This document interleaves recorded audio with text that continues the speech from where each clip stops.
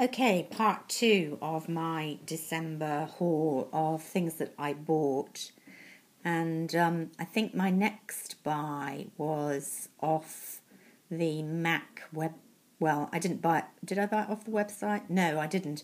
I looked at the Mac website when the new collection came out, which I think they called Après Chic. So it's not one of their main collections, but, when they updated their products. And I was tempted by quite a few of the items, eyeshadow, blush, skin finish, lipstick. But in the end, I actually went to a Mac outlet just between Christmas and New Year.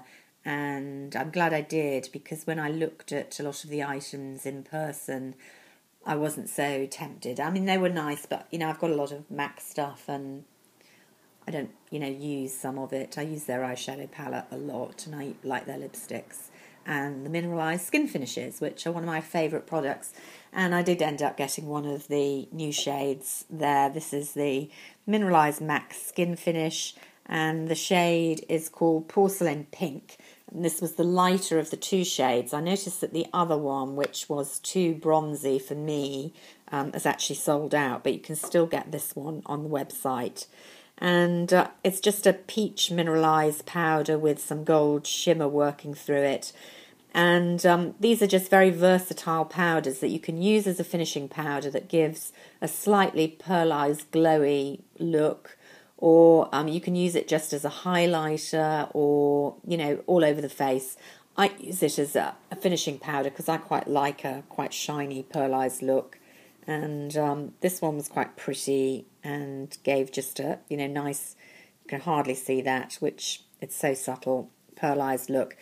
In fact, when I got it home and compared it, it's very, very similar to this one, which is my first mineralised skin polish, which I use quite a lot, and you can see hardly got down at all. Very, very similar. Let's put the two together. The original is called Soft and Gentle. It's in the permanent range and you can get it any time. You can see that the Soft and Gentle is a bit sort of more bronzy gold than this Porcelain Pink one, but it's a nice product, and I like my mineralised powders, and I do use them a lot, so not wasted. The eyeshadows, there were quite a few pretty ones in the mineralised range, when I get my words out, but I decided there was nothing so stunningly different to what I'd already got for me to indulge. And the same with the lip products. I actually again ended up getting lipstick from the permanent range, which I'd seen recommended here on YouTube by a YouTuber called Essie Button, who's a Canadian living in London, much, much younger than me. She was demonstrating it. It looked really great on her. She had good things to say about it. So I looked at it, I tested it, I really liked it. I have been wearing it non-stop since I got it. It looks lighter on me than it looked on her, certainly on her videos, but I still like it. It's called Plumful. It's a luster. So it's nice and creamy and staying, and it's just a very pinky plum. Good for this time of year, so I was very pleased with that. I've been wearing it a lot since I bought it. Now, I went slightly out of order because, in fact, I bought these two eyeliners before Christmas. They're from Boots number 7 range. And I generally use pencil eyeliners. I wanted to try a liquid. I'm not very good at applying liquid eyeliner, not very confident because I've got slightly shaky hands and, my eyesight's not what it was for really precision applications at my age. And I've also got hooded eyelids, so winged eyes are not easy or really appropriate to do.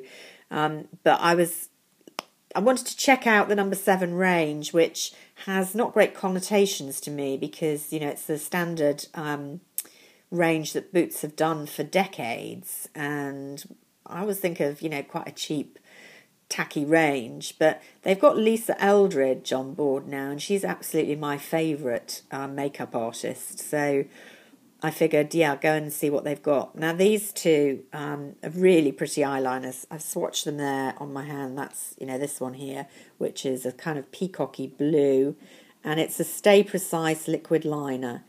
And the other one is a kind of, it's not showing up that well. It's a grey with teeny tiny bits of metallic in it, which is really pretty, and it's that one there. And it's not too bad to apply, that one, because it's not too in your face. This one, obviously, the colour is so bold. You'd only be wearing it for party things, or I think perhaps more in the summer I might try and use it, and you do have to be quite precise with it. But they're reasonable value. I can't remember how much I paid. There was a special offer on, so I in fact would only have bought this one, but 2 products bought me a free gift that I think had a mascara and something else in it. I can't remember now. So quite like those. I haven't used them a lot, but they're there and I will persevere with trying. Now, the next item was an item I hunted high and low for because I knew I wanted it. Let's get the right one. Is this it? Yes, it is. It's the Chanel, and it's one of their ombres, but not a blush. It's called Ombre Contrast, and it's a sculpting veil, they describe it, in Notorious, which I think was out late summer, early autumn here in the UK, and I missed it. I gather there may be some odd ones in various stores, but I haven't seen them in store. It's certainly sold out online here on all the sites I've looked at, and I had to get this in the end from America, from a specialist store called Izzy's. It was quite reasonably priced, but of course I had to pay import duty, blah blah blah. But I was determined to get it because it's just such an interesting product. It's this sort of slightly mauvey taupe colour, which looks a bit weird in the pan, and it has quite mixed reviews, but I was interested in it as a sculpting product because I don't really get on very well with bronzer as a sculptor. I do have the Teint de Soleil product, which is so beloved here on YouTube, and I do use it particularly in the summer, but more kind of all around the edge of my face to give me a sort of healthy tanny looking. If I just use it under the cheekbones to sculpt, it looks a bit, I don't know, kind of orangey, sicky. It's wrong for me. The product that I have used for sculpting up till now is actually a Burberry blush from their Light Glow range called Earthy, which is a sort of slightly light bricky colour, and you can see I've used it quite a bit, and I like that a lot. It works for me as a contouring. But I'm here to tell you that for me, I mean, some people say it makes them look sicky. This product is amazing. I have tried it. Again, looks scary there, swatched directly. Less scary there when you see how it translates. It creates a shadow, and it does absolutely give you cheekbones. I really needed it after Christmas. I think it takes £5 off my face. I'm absolutely thrilled with this product. I'm very fair-skinned, very light indeed, and judging from my experience and what I've heard and read on YouTube and beauty blogs, it perhaps works better for fair, light-skinned people. It's difficult to build up. If you build it up, it looks a bit chalky and sicky, and so for darker-skinned people who I think need more for it to show up, that's possibly why it doesn't work. But if you're fair-skinned and you can get your hands on it, it's an amazing product to give you cheekbones.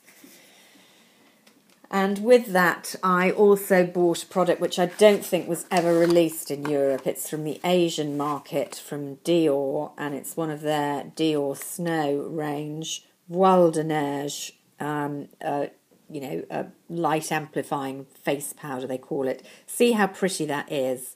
In fact, I'm showing it to you before I've fully used it, because the snowflakes that are silver, that's actually just brushed on top. So that's going to wear off very quickly, and that very bright colour. But it looks like a pretty powder, and, I shan't keep it just to keep the snowflakes. I will try it and let you know how that works. I love these illuminating powders, and That's a really pretty one. I don't know why the Japanese Asian market gets, with Dior, such a wider range of lightning products. I know that the Japanese are mad keen on them, but I think there are a lot of us over here who would be quite happy to buy them too, but they do get the better range than we do. And then the final product was another Chanel blush that I didn't manage to get my hands on when it was released last year. It seems to have sold out in a lot of places in the UK. I saw it in France when I was there in Paris the other weekend. It's Malice, which is a quite orangey, corally pink. I'm very pleased with it. It seems to be a more powdery formulation than many of the Chanel blushes I've had. I know the formulation is quite different in Europe to the United States, but I need to use it sparingly, but when I do, it's lovely and it lasts really well. So that was another one I was very pleased with. Let's see if I can be a bit more frugal this month. Bye for now.